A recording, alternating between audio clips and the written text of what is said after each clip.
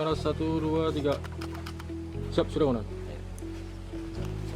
Di bulan suci Ramadan yang penuh berkah, Komandan Korem 011 Liliwangsa Kolonel Infanteri Ali Imran meresmikan dan menyerahkan langsung kunci rumah layak huni kepada pasangan lansia Jai Mikaza dan Mumun Sofiah. Rumah tersebut berlokasi di Desa Lampuh Krung, Kota Sigli, Kabupaten Pidi, Aceh. Program ini merupakan bentuk kepedulian TNI Angkatan Darat kepada masyarakat sekaligus wujud nyata kemanunggalangan TNI dengan rakyat. Danrem Ali Imran juga memberikan apresiasi kepada Dandim 0102 Pidi bersama personel yang telah bekerja keras merenovasi rumah tidak layak huni menjadi rumah yang aman dan nyaman.